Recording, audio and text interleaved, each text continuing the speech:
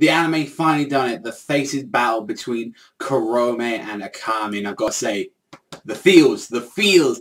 Even the anime's filler, it still managed to bring out those feels in this stuff. So in this one, we had the fated battle between Akame and Kurome, and it seems like there's a lot of tension going on between the actual capital. Like the actual capital is getting ready to cause a rebellion and stuff like that. It's like, oh, fuck the Emperor, we don't trust him. And it's like, even S-Death, which even though she had a little part to play in this episode, she like fucking killed someone, like a whole bunch of dudes, and she cut this dude clean in half with ice, and you just saw his face like slide off, and I was like, even still, she's still like really saying like, oh, I'm ready to accept you, Tatsumi. I can't wait for the day we can be reunited. She really wants that dick really bad, that Tatsumi. And it's like, even they, like, all of them are saying, you know, it's just them. It's just Leone, Negenda, and Tatsumi, like, with Akame right now. And it's like, only 4 people of Night Raid are left. And it's just so tragic to see that, because Negenda's there. She lost Larbok. She lost Susanoo. I mean, yeah, like, Tatsumi lost mine and stuff, but they only kissed, like, one day. Like, she was generally going to go out with a guy like that, and it was like, you know, generally cared for him, and it's like, I feel bad for her right now, losing 2 precious people in her life. The Agenda's just there, trying to stay strong, having a smoke, like, I gotta admit, this episode did definitely bring up the feels, but when we saw, like, Akame and Kurome to meet at a certain destination that was, like, written on some, like, a bunch of, like, dead corpses and stuff like that, they meet in this church, and correct me if I'm wrong, because it seems like they have some stuff from Akame ga Zero, which I actually haven't read yet. I've seen, like, maybe a little bit of the first chapter, but I don't know if that's canon or not, actually. That, you know, Akame left and joined Night Raid, and, you know, the whole thing with Kurome, like, you know, she actually wanted to, you know, it seems like she regrets not, like, you know, joining her or, like, telling her to stop and stuff like that. It seems like Kurome was dealing with something else midway. So I'm very curious about that. What is actually up with that situation right now? And, you know, I'm not gonna lie as well. I know this is, like, something a little bit off topic, but seriously, Ran has done fucking fuck all in the anime. He's absolutely done jack shit. I'm wondering, you know, what the fuck happened and all that, you know, what's really going to happen to him, because if people don't know, there was some big content that was really skipped out of them because of what the anime did, so I'm wondering if he's actually even going to do anything throughout the whole, you know, rest of the anime, because the anime has only got like a couple of episodes left, so I'm wondering if he's actually going to even do anything, is he just going to get killed off screen or something like that?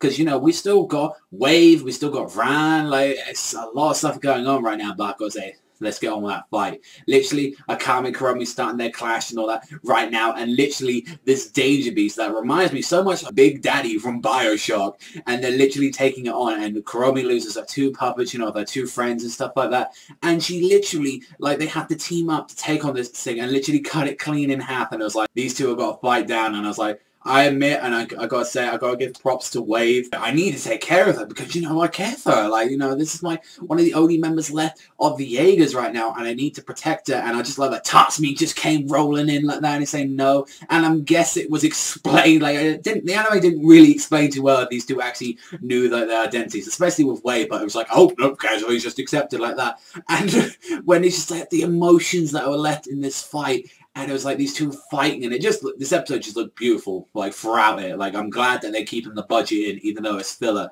And it was just like, when we saw, like, fucking Akame stabbed her sister, and she just said thank you, like she's finally being released from, like, this torture that she's had and all that, and it's just like, I gotta admit, when she, like, gave, like, the body back to, like, Wave, and it was just emotional, and finally Akame crying on Tatsumi. Tatsumi reminded me of, like, definitely reminded me of Bulat then, when he was there just smiling, saying, you know, we lose people. Like, kind of like it was the opposite way of what happened with Tatsumi when Tatsumi was grieving over Shelley at the first. So I admit the anime is doing some things that I do like about it, but yeah, I still think this could be potential spoilers to the manga or something like that. Like, I hope this isn't, like, happening in, like, next month's chapter or something like that. The whole shit with Mine's death and all that, like, Kurome's death, like, this is happening, and I gotta admit, I couldn't actually take the last part of the episode serious when they were literally bring out the Supreme, like, Tegu, which is literally a Gundam with a cape. I shit you not, it's a Gundam, straight up a mech suit that is like a Gundam, like, it has a cape like that, so, and, like, next week it's called Kill the Emperor, so you kind of see where this is going right now, and it's just like, the fucking evil-ass fucking Chancellor right now, and he's, like, there just, like, going, like, he's literally like that. I was like, okay, this seems very silly, but, yeah, that's what it should be. It should be over fucking reacted and, like, just hype as fuck. That's what it should be like for this big final clash that's happening soon, but like I thought it was some crazy stuff that happened and all that. This was a very emotional episode. Like I said, I will admit and all that, I really wanted to see a little bit more of the fighting between Akame and Kurome, and, you know, regardless of what, Ran has just became made irrelevant.